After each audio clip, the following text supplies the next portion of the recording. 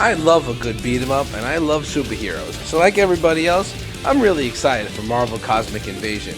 The trailer here looks absolutely fantastic and is being made by the same team that made Streets of Rage 4.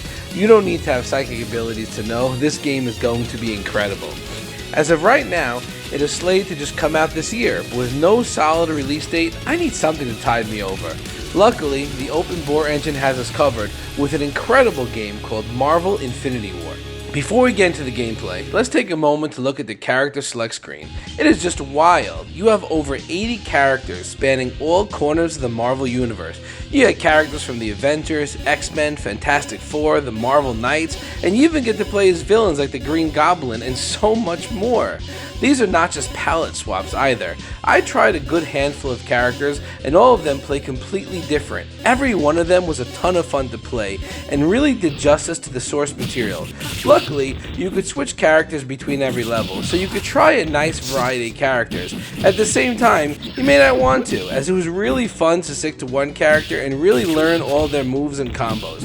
I found myself switching because I really wanted to try a nice variety of characters, at least up until the end. As I got near the end game, I picked Magneto and stayed with him for the remainder of the game. He was just incredible, as you probably would expect from the Master of Magnetism. He had great specials, which really controlled the crowd, good mobility options to keep him safe, tons of awesome combos, and the ability to fly, which made the platforming towards the end of the game really easy. The combat here is super in-depth. Every character has a wide variety of moves and combos to master. You have their standard attack combo, grab, jump attacks, the stuff you always expect from a beat 'em up.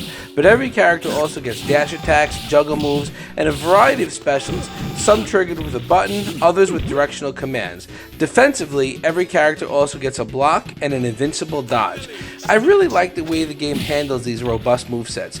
Every character has the same commands to trigger their attacks, so it is really easy to pick up a new character and see what they could do. At the same time, there is a ton of nuance built into each character, so it'll take some time to best learn how to use them. So for example, you have Ghost Rider. His dodge is just a tiny little invincible dash. It can be useful, but only in niche circumstances. So in using Ghost Rider, you instead have to rely on offense. He has some great tools when he's surrounded and some really powerful combos. Meanwhile, Deadpool's dash teleports him across the screen, making it really easy to get to safety, where he could unleash a variety of range attacks or use his speed to run in for some massive combos. When I played as Ghost Rider, I almost never dashed, I just never needed to. But playing as Deadpool, I was teleporting every second to control the space and the mobs pouring in. Little touches like that make a ton of difference and make every character feel really unique.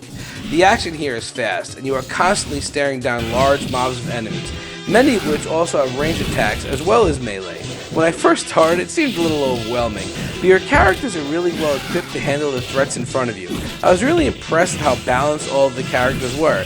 I never ran into a character that lacked the tools they needed to deal with whatever level I was in. There are still a ton I didn't try though, so take that for what it's worth.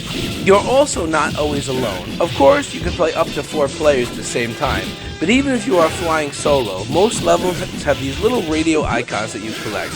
When you do, you get an ally who fights alongside you until you reach the end of the stage or they run out of health.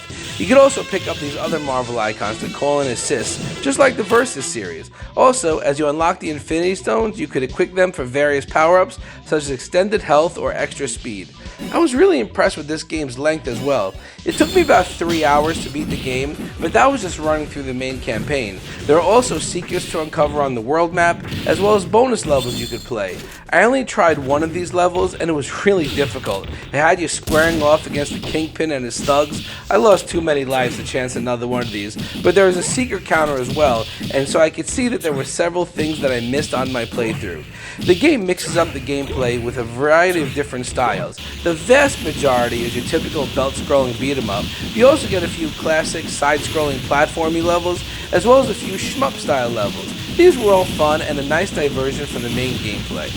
This game was absolutely fantastic, and it is definitely one I will play through again to look for more secrets and try more characters. I will leave a download link in the description, and if you are a Marvel fan and love beat 'em ups, you need to play this game. I am still really excited for Marvel Cosmic Invasion, but I think it's going to be really tough to beat this game. Either way, that game doesn't come out for at least a little while, and you can play this game today for free. So take 1 second to leave a like, share, subscribe, all that YouTube stuff, and then go download this game. You'll be happy that you did.